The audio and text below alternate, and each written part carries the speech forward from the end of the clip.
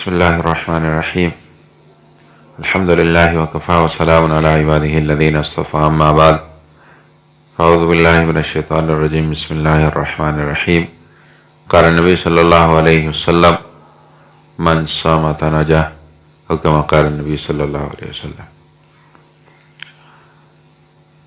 زما عزتمندو، ما تاسو درازه پزرګونو په لکونو خبرې کو، خو لیکن دا سوچ نه کو یرا زما هر لحظه هر سکند دالی کلی کیږي، زما هر خبر لیکلی کیږي. داسې خبرې پکې هم کو چې هغه د خیر نه ډکي، داسې وي چې د شر نه ډکي، داسې فضولیات خبرې پکې کو، هر څه وایو. خو لیکن نبی علیه الصلاۃ والسلام فرمایي چا چې سکوت اختیار کړ، چا چې خاموشي اختیار کړه، نو داسې دته نجات ملو شو د ډېرو څیزونو نه. ما تاسو اکثر ګورو که نه، د شر خبره وشي بل سړی ولا جواب ورنه کوي، هغه شر هغه دی کې بس ختم شي. او که بله هغه خبره د هغې جواب ورکړي، نو هغه نورم بیا سیوا کېږي. نبی علیه صلات وسلام فرمایلی دي چې چا سکوت او خاموشي اختیار کړه، د نجات حاصل کړه. خو لیکن دلته که ما تاسو وګورو، نو ډېرې خبرې داسې وي چې هغه د خیر وي. نو اوس که یو سړی د خیر خبره نه کوي، نو بیا نو په دغې وجه امام غزالی رحمت الله علیه د خبرو د اقوالو سستیفونه یې ښه دي، څه دغه والا مقرر کړی دی، معیار یې مقرر کړی دی. امام غزالی رحمت الله علیه فرمایي چې خبرې په څلور قسمه دي. یو هغه چې خالص شر وي، بس د شر خبرې. بل چې خالص خیر وي، صرف د خیر خبرې. دریم چې پکې شر وي پکې خیر وي. څلورم چې هغه خو نه خیری او نه شری.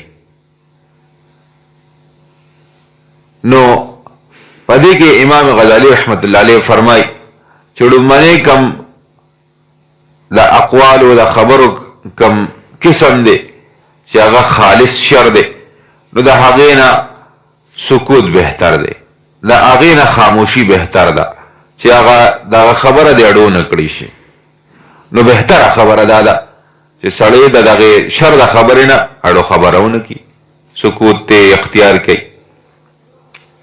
دویم چې کوم خالص خیر دی، نو په هغې باندې چونکې نبی علیه صلات والسلام فرمایي چې تاسو خیر طرف ته رابلل کوئ. قرآن هم وایي چې تاسو بهترین امت یې په وجه د دې چې تاسو خیر طرف ته رابلل کوئ، د شر نه منې کول کوئ. نو د شر نه منې کول چې کوم دی، دا هم د خیر شو، او خیر طرف ته رابلل هسې د خیر نه ډک وي. نو دغه خبره چې کوم ده بیا دغه کول پکاري، او په هغې کې چې څومره سړی خپل محنت کولی شي او څومره ډېرې کولی شي، نو ډېر بهتره خبره ده چې سړی په دغې باندې دغه وکړي. چې ما تاسو همیشتن ګوره ډېره خبره داسې دي چې هغه ما تاسو نظر انداز کو، خو لیکن هغه د ډېر خیر نه ډک وي. لکه ګوره ما تاسو په محفل کې ناست یو، بعضې ملګري داسې وي چې هغه د الله په فضل سره ډېر زیات منځګزاره متقیان، او دا هم د هغه په محفل کې ناست ملګري چې کوم دي د هغې مونځ سره نه لګي. نو چې دغه ملګری راپاسي مونځ لځي، خپل تلاوت دپاره راپاسي، محفل پرېږدي، نو د خیر خبره دی وکړي. کم از کم که هغې عمل کوي، خو ډېره ښه خبره ده، دته هم پکې ثواب میلاویږي. ځکه چې حدیث مبارک کې راځي کوم سړی چې څوک خیر طرف ته راوبلي او هغه د هغه خیر کار وکړي، نو دته به د رابلونکي ته به هم دا فاعل یعنی دا کوونکي عمره ثواب ملاویږي. اگر چې دا چا عمل کړی دی نو دا هغه دا ثواب نه هیڅ کمی نه کیږي. نو کدی دا مرګري دا محفل نه راپاسي او د خپل مرګرو ته وایي کنه چې یار راځي د مونږ ټیم دی زه چې لږ تلاوت وکړو زه چې جمعات ته لاړ شو نو کاغي په عمل وکړو خو د دې لپاره ډېره زیاته فایده شو دا هغې ثواب کې هم دی برابر شریک شو او که عمل یې ونه کړ نو کم از کم د خیر د خبرې د کولو کم از کم ده ته به فایده ملاویږي د هغې به ورته ثواب ملاویږي. امام غزالی رحمت الله علیه فرمای چې د شر خبره خو اړوکول نه دي پکار خو لیکن چې کوم د خیر او د شر دواړه دي پکې احتمال پکې شته چې یاره د دې نه خیر هم خور شي او د دې نه کیدای شي شر خور شي. نو امام غزالی رحمت الله علیه فرمای چې د دغه خبرې نه افضل دا ده چې سړی بیا سکوت اختیار کړي ځان دې ته بچ کړي. ښه خبره ده چونکې د شر پکې دغه شته د کیدای شي شر ته جوړ شي نو هغه خبره مه کوه د هغې نه نه کول بهتر دی. او بله خبره دا ده څلورم نمبر چې نه خیر دی او نه شر دی. لکه نن سبا ما تاسو فضولیاتو کې لګیا یو کنه بس اسې بیسه لګیا یو نو د دغې وبال دی ښه ځکه چې کرامن کاتبین لګیا دي زما استاسو دا هر خبره چې کوم دی دا نوټ کوي لحظې د سیکنډ دا حساب کتاب هغې لیکي. نو ښه خبره دا ده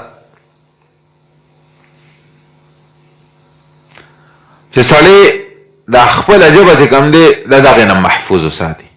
ډېره ښه خبره دا ده چې سړی د دغې خبرو نه هم د خپله ژبه محفوظ وساتي ځکه چې دا یو حدیث مبارک کې راځي نبی علیه صلات وسلام فرمایي چې سړی په خپلو قدمونه دومره نه ښویږي څومره چې په ژبه باندې ښویږي.